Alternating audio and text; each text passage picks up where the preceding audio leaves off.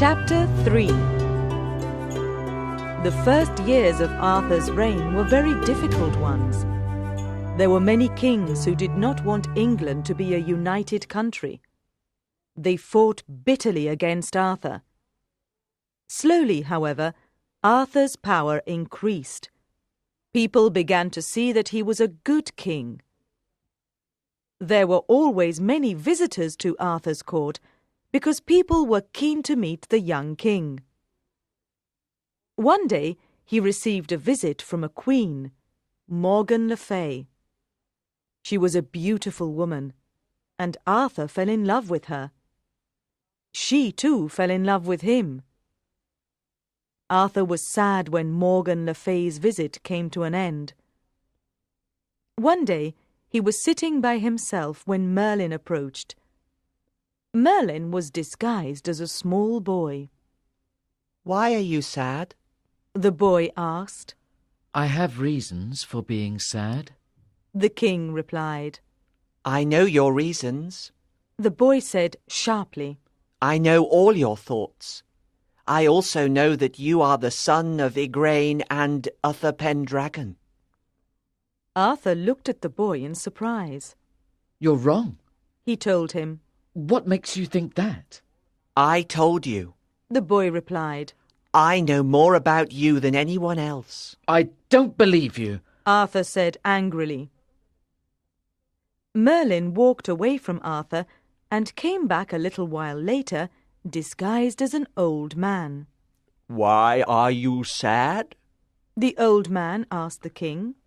"I have many reasons for being sad, Arthur replied. and a boy has just been here telling me very strange things."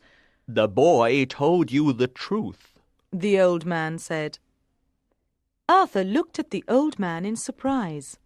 "Yes, I know what the boy said, The old man told him. and it's all true. You're the son of Uther Pendragon and Igraine, and God is displeased with you, Arthur." He went on. Arthur was now very angry with the old man. "Who are you? What are you trying to tell me?" He cried in rage.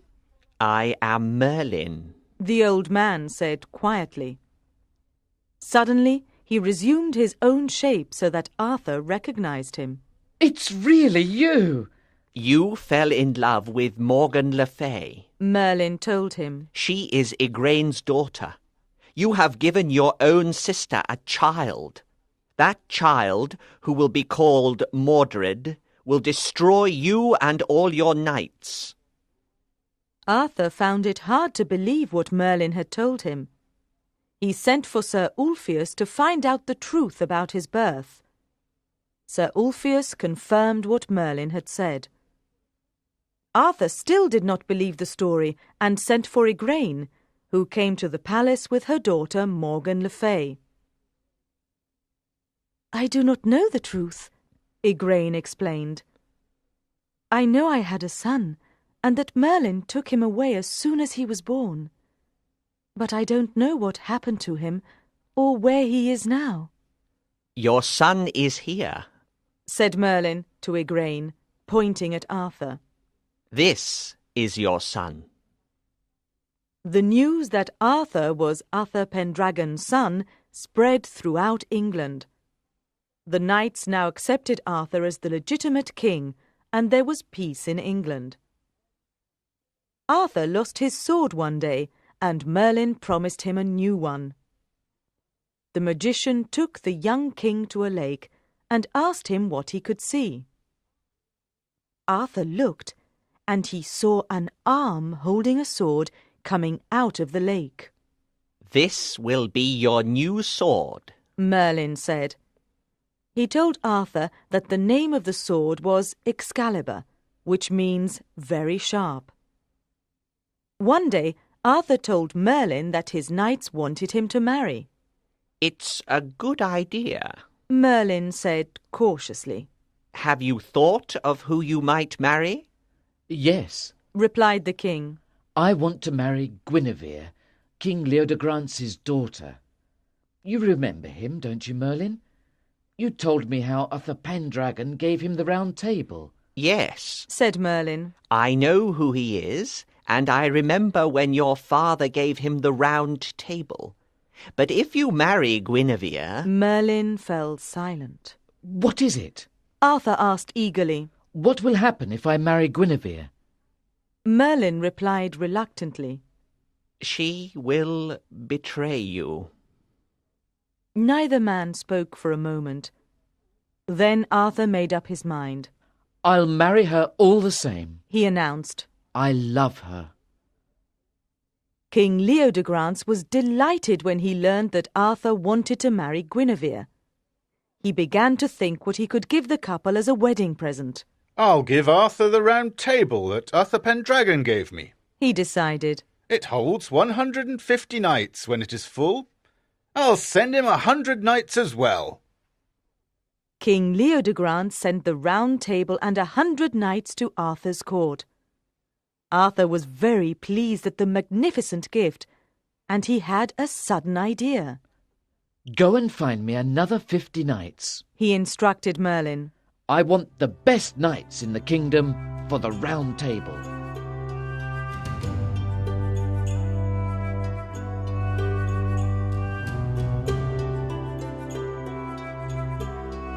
Chapter 4. The fame of King Arthur and his Knights of the Round Table spread, and many brave knights wanted to be part of the fellowship. There were many jousts and tournaments held at the king's court of Camelot. The best knight in Camelot was Sir Lancelot. He could defeat all the other knights in battle, and he was generous and courteous to everyone at the court. Queen Guinevere knew that Sir Lancelot was the best knight of the Round Table, and she delighted in watching him at the jousts and tournaments. Sir Lancelot and the Queen fell in love, and did everything they could to keep their love a secret. One day Sir Lancelot and his nephew Sir Lionel rode out from Camelot in search of adventure. It was a hot day, and Sir Lancelot soon became tired. He dismounted from his horse and lay under a tree to sleep. Sir Lionel remained awake, and soon he saw 3 knights riding towards him. They were being followed by a single knight. Sir Lionel watched as this knight attacked each of the 3 knights. He threw them to the ground without difficulty. Then he tied the knights to the back of his own horse and led them away. Sir Lionel rode after the victorious knight. He called out to him, and the knight turned towards him. The mysterious knight immediately knocked Sir Lionel off his horse and tied him up, just as he had done with the other 3 knights. Then he led Sir Lionel and the other 3 knights away. Sir Lancelot's brother was called Sir Ector de Maris. When Sir Ector realized that Sir Lancelot had left Camelot in search of adventure, he decided to follow him. He rode the same way through the forest that Sir Lancelot and Sir Lionel had gone. Then he found himself outside a castle. Nearby he could see a tree from which many shields were hanging. Sir Ector recognized many of them. They belonged to Knights of the Round Table. Suddenly he saw Sir Lionel's shield, and he understood that Sir Lionel was a prisoner in the castle. Just then the knight of the castle, who was called Sir Turquine, appeared. He challenged Sir Ector to a joust, and the 2 knights fought against each other. Sir Turquine was the victor, and he brought Sir Ector into the castle as his prisoner. He put him into the castle dungeon, where he had also put the other knights. Sir Ector was very unhappy when he saw that Sir Lionel was a prisoner. "Where is Sir Lancelot?" he asked. I left him sleeping under a tree when I set off for this adventure, Sir Lionel told him. Meanwhile, Sir Lancelot was still asleep under the tree when 4 queens came riding by. One of the queens was Morgan le Fay, King Arthur's sister. When the 4 queens saw the sleeping knight, they began to quarrel among themselves over who should take the knight as her lover. "Let's not argue," Morgan le Fay said. "I'll put a spell on him that will make him sleep for a while longer. We'll carry him to my castle. Then, when he wakes up, we'll make him choose which of us shall be his love." When Sir Lancelot woke up, he found himself in a castle. He looked up in surprise and saw the 4 queens. "We know that you are the best knight in the world," one of the queens told him. "We know that you are Sir Lancelot, and that you're in love with Queen Guinevere. You will never see the queen again, because you must now choose which of us you will love.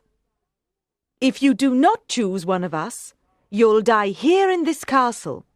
"I would rather die here than live with dishonour," replied Sir Lancelot. "You refuse us, then?" asked another of the queens. Sir Lancelot nodded his head. The queens glared angrily at him and walked out of the room. That evening, a young girl came into the room where Sir Lancelot was a prisoner. She brought him food and drink. "My father is King Bagdemagus," she told him. "He is organising a tournament against the King of North Gallis. If you promise to be on his side in the tournament, I will set you free." "I know King Bagdemagus," Sir Lancelot replied. "He is a noble king, and I'll help him if I can." The girl went to see Sir Lancelot very early the next morning. She led him out of the prison and showed him where she had hidden his horse and armour. Sir Lancelot thanked her and hurriedly put his armour on. King Bagdemagus was very pleased when Sir Lancelot told him what his daughter had done and how he had promised to fight on the king's side at the tournament. King Northgalis and his knights arrived on the day of the tournament. They had beaten King Bagdemagus in the previous tournament, and they were confident of another victory. The opposing knights charged each other, making a great noise. Sir Lancelot knocked down King Northgalis and another 16 knights. No one could stand against him that day, and the victory was soon given to King Bagdemagus. Sir Lancelot then set off to look for Sir Lionel. He rode through the forest, where by chance he came upon a girl. She stopped him and told him that nearby there lived a knight that no one had ever defeated in a joust. "His name is Sir Turquine," she told him. "That's him." She pointed out a figure some way away from Sir Lancelot. In the distance, Sir Lancelot saw a knight who was driving a horse in front of him. Sir Lancelot could see that there was a wounded knight lying on the horse's back. He recognized the wounded knight as Sir Gaheris, one of the knights of the Round Table. Sir Lancelot rode up to Sir Turquine and challenged him. Sir Turquine accepted the challenge eagerly. He had never been defeated in battle before, and he expected another victory. The two knights rode towards each other as fast as they could and pointed their spears. They collided, and both their horses fell to the ground. Both knights then stood up as quickly as they could and drew their swords. They fought for a long time, and both of them received dreadful wounds from the other's sword. Sir Turquine then paused to gather his breath and leaned on his sword. "You're the most dangerous knight I have ever encountered," he said. "You remind me of the one knight in the world that I hate the most." "What is the name of this knight that you hate so much?" asked Sir Lancelot. "He's called Sir Lancelot." Sir Turquine replied. He killed my brother, and I have sworn never to make peace with him. It is because I hate Sir Lancelot that I have taken so many knights of the Round Table as prisoners." "Then we can never be friends," Sir Lancelot replied. "because I am the knight you hate most in the world. I am Sir Lancelot." The two knights resumed their battle once more. They fought for another 2 hours, until finally Sir Turquine made a mistake. He was very tired, and he lowered his shield. Sir Lancelot rushed towards him with his sword and killed him. Sir Lancelot then went into the castle and freed all of Sir Turquine's prisoners.